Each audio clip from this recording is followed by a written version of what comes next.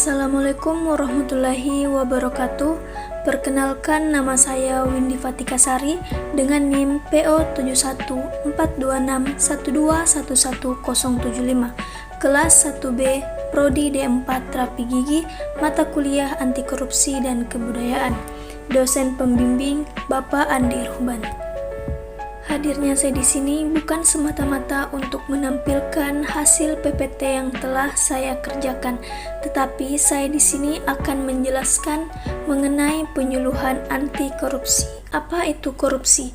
Konsep korupsi menurut kamus. Dalam KBBI, korupsi diartikan sebagai penyelewengan atau penyalahgunaan uang negara atau perusahaan dan sebagainya untuk keuntungan pribadi atau orang lain. Sementara itu, koruptif berdasarkan KBBI bermakna bersifat korupsi. Selanjutnya, konsep korupsi menurut hukum. Definisi korupsi telah dijelaskan dalam 13 pasal yang terkandung dalam Undang-Undang Nomor 31 Tahun 1999 tentang Pemberantasan Tindak Pidana Korupsi sebagaimana telah diubah dengan Undang-Undang Nomor 20. Selanjutnya, konsep korupsi menurut hukum. Definisi korupsi telah dijelaskan dalam 13 pasal yang terkandung dalam Undang-Undang Nomor 31 Tahun 1999 tentang Pemberantasan Tindak Pidana Korupsi sebagaimana telah diubah dengan Undang-Undang Nomor 20 Tahun 2001, Undang-Undang Tipikor. Berdasarkan pasal-pasal tersebut, korupsi dirumuskan ke dalam 30 bentuk tindak pidana korupsi. Namun, pada dasarnya ke-30 bentuk tindak pidana korupsi tersebut dapat dibedakan menjadi 7 kelompok, yaitu 1. Korupsi yang terkait dengan kerugian keuangan negara. 2. Korupsi yang terkait dengan suap menyuap. 3. Korupsi yang terkait dengan penggelapan dalam jabatan. 4. Korupsi yang terkait dengan pemerasan. 5. Korupsi yang terkait dengan perbuatan curang. 6. Korupsi yang terkait dengan benturan kepentingan dalam pengadaan. Dan yang terakhir, korupsi yang terkait dengan beberapa definisi korupsi. Yang pertama, kerugian keuangan negara. Kedua, suap menyuap. Ketiga, gratifikasi. Yang terakhir, benturan kepentingan dalam pengadaan. Slide selanjutnya terdapat penjelasan mengenai hal ini. Pertama, kerugian keuangan negara. Berdasarkan Undang-Undang Nomor 1 Tahun 2004 tentang Perbendaharaan Negara dan Undang-Undang Nomor 15 Tahun 2006 tentang Badan Pemeriksa Keuangan atau BPK.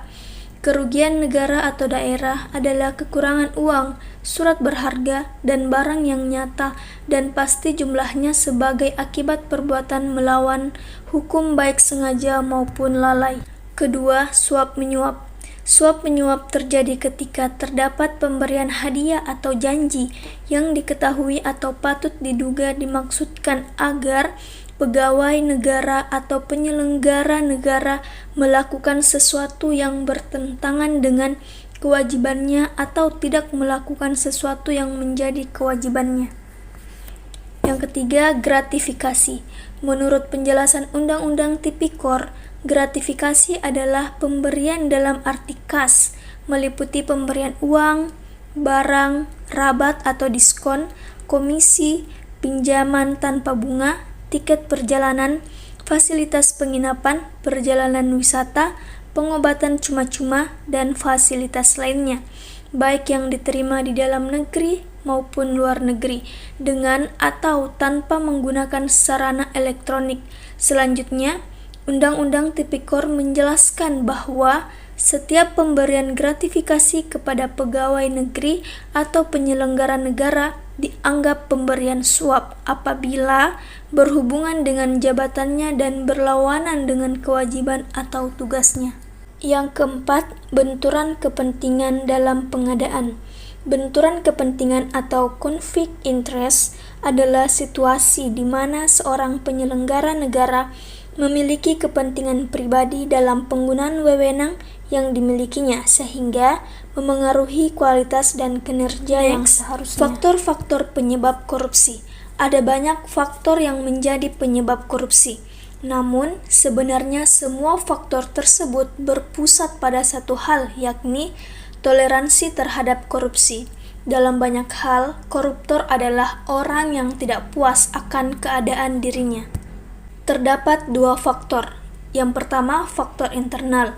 Yang kedua, faktor eksternal. Faktor internal sendiri merupakan dorongan yang berasal dari dalam diri sendiri. Faktor internal terdiri dari sejumlah aspek. Yang pertama, aspek moral, seperti lemahnya keimanan, kejujuran, dan rasa malu. Yang kedua, aspek sikap atau perilaku, seperti pola hidup konsumtif dan tamak. Yang ketiga, aspek sosial, seperti lingkungan, keluarga, dan pergaulan.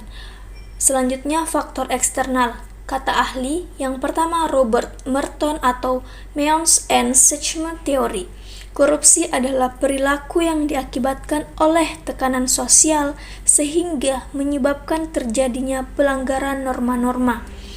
Yang kedua, menurut Sarwono atau teori Medan, perilaku manusia merupakan hasil dari interaksi antara faktor kepribadian dan faktor lingkungan yang saling terkait.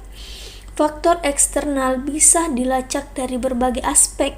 Yang pertama, ada aspek sosial. Aspek sosial di sini terdiri dari beberapa poin. Aspek yaitu nilai dan budaya di masyarakat.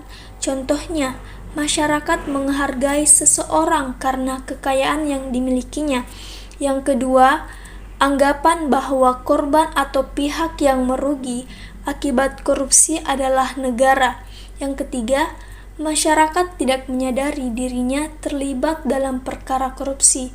Yang keempat, kurangnya kesadaran bahwa korupsi bisa dicegah jika masyarakat ikut aktif. Selanjutnya, aspek politis memiliki beberapa poin. Yang pertama, politik merupakan sebuah instrumen untuk mencapai cita-cita bangsa. Dalam instrumen ini terdapat sejumlah aktor, baik aktor individu maupun kelompok atau partai, juga lembaga atau institusi. Menguatnya keyakinan bahwa politik adalah arena taruhan untuk memperoleh keuntungan yang lebih besar mendorong perbuatan korupsi. Poin kedua, demokrasi sering hanya dimaknai sebagai upaya memperoleh kekuasaan yang berasal dari rakyat, bukan bagaimana mengelola kekuasaan untuk rakyat. Poin ketiga, korupsi dalam politik muncul ketika terjadi instabilitas atau ketika politisi mempunyai hasrat untuk mempertahankan kekuasaannya. Poin keempat, kontrol sosial terhadap pejabat publik merupakan suatu keharusan. Maka, wajar jika rakyat meminta penjelasan dan pertanggungjawaban seorang pejabat publik sebagai apalagi menyangkut penyalahgunaan kekuasaan. Selanjutnya terdapat aspek hukum atau undang-undang, memiliki beberapa poin. Poin pertama, pencegahan hukum lemah. Kedua, aturan diskriminatif atau tidak adil. Yang ketiga, rumusan aturan atau hukum tidak jelas sehingga menimbulkan multitafsir, kontradiksi, dan tumpang tindih dengan aturan lainnya. Yang keempat, memadukan kenyataan dan peraturan secara adil bukan pekerjaan mudah. Suatu kenyataan yang biasanya bersifat spesifik tidak selalu bisa dipasangkan secara tepat dalam bingkai suatu aturan yang biasanya sangat umum. Kenyataan yang terjadi acap kali bukan kenyataan hitam putih.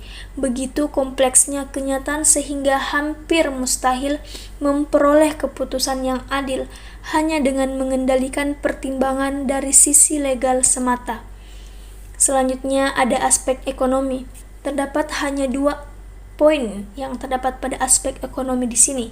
Ketimpangan penghasilan dan kebutuhan. Contohnya, seorang sopir taksi mencurangi nota pembelian bensin lantaran penghasilan yang didapatkan tidak cukup untuk membiayai kebutuhan keluarganya. Poin kedua, ketimpangan penghasilan dilihat dari ranah sosial. Contohnya, desakan seorang istri kepada suaminya untuk menghasilkan lebih banyak uang agar bisa membeli sejumlah barang dengan harapan tidak ketinggalan dengan teman atau keluarga lainnya. Aspek organisasi. Pertama, kurangnya sikap keteladanan pemimpin.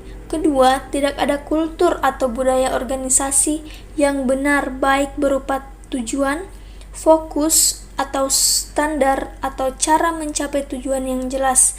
Yang ketiga, sistem akuntabilitas tidak memadai. Yang keempat, sistem pengendalian manajemen lemah. Adapun dampak masif korupsi. Ketika korupsi terjadi, dampaknya menjelas hampir ke seluruh sendi kehidupan. Terpapar langsung atau tidak, korupsi memiliki efek yang merajalela ke seluruh aspek sebuah negara. Dampak yang pertama yaitu dampak ekonomi. Menurut penelitian Paulo Mauro tahun 1995, hubungan korupsi dan ekonomi memiliki korelasi negatif dengan tingkat investasi, pertumbuhan ekonomi, pengeluaran negara untuk program sosial dan kesejahteraan, meningkatnya biaya barang dan jasa, melonjaknya utang negara. Yang kedua, dampak politik dan demokrasi. Dampak korupsi akibat kepemimpinan korup di lingkungan pemerintahan atau eksekutif, legislatif, yudikatif juga sangat besar terhadap dunia politik dan demokrasi suatu negara. Seperti urutan tersebut, pimpinan korupsi, ke masyarakat transaksional menjadi politik uang.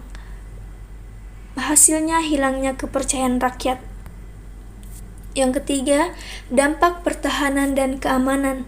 Pertahanan dan keamanan atau HANKAM merupakan aspek yang penting bagi sebuah negara.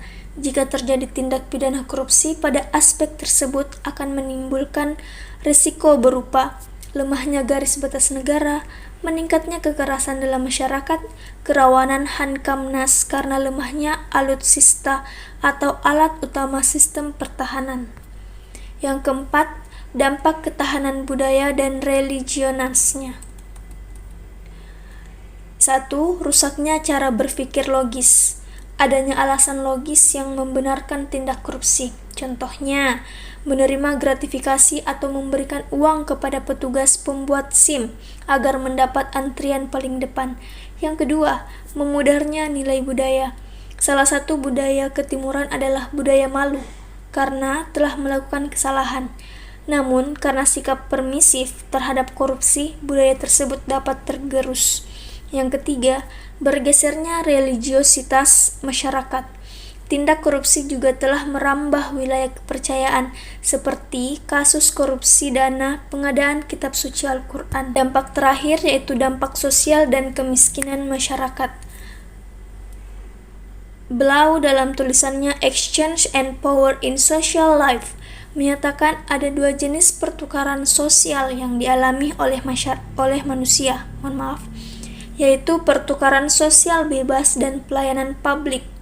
Pertukaran sosial secara bebas adalah pertukaran yang terjadi antar individu, sementara pertukaran sosial pelayanan publik adalah pertukaran yang terjadi antara institusi publik dan masyarakat. Adapun upaya pemberantasan korupsi.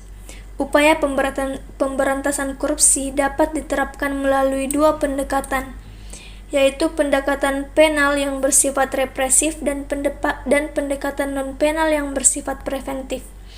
Pertama, pendekatan penal yang bersifat represif.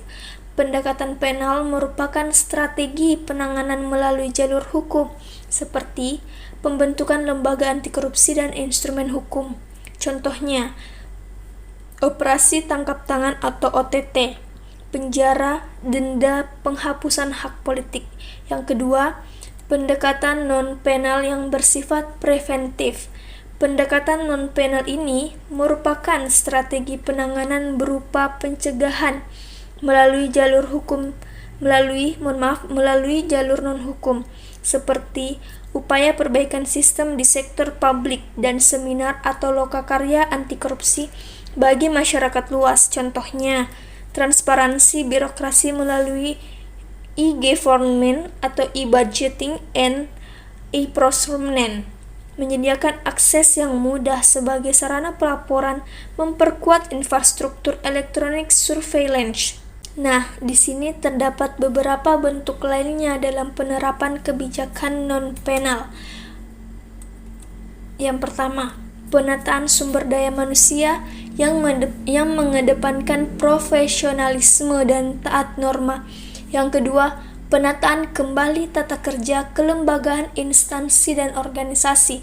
Yang ketiga, penyederhanaan dalam penyusunan kebijakan.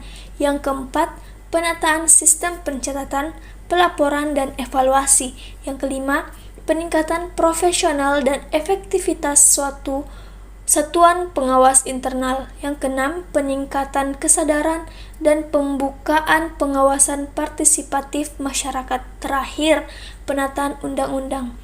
Dalam menjalankan upaya pemberantasan korupsi, saksi lapor, korban, dan saksi pelaku dilindungi oleh Undang-Undang Nomor 31 Tahun 2006 tentang perlindungan saksi dan korban, Undang-Undang Nomor 31 Tahun 2014 tentang perubahan atas Undang-Undang Nomor 13 Tahun 2006 yang menyatakan saksi korban, saksi pelaku, dan atau pelapor tidak dapat dituntut secara hukum, baik pidana maupun perdata, atas kesaksian dan atau pelaporan yang akan, sedang, atau telah diberikannya kecuali kesaksian atau laporan tersebut diberikan tidak dengan itikat baik. Adapun kutipan yang saya akan berikan yaitu berbunyi, all its questions and disasters are warnings. There's too much corruption in the world. Sekian pemaparan mengenai penyuluhan anti korupsi ini. Kurang dan lebihnya mohon dimaafkan. Wabillahi taufiq wal hidayah. Wassalamualaikum warahmatullahi wabarakatuh.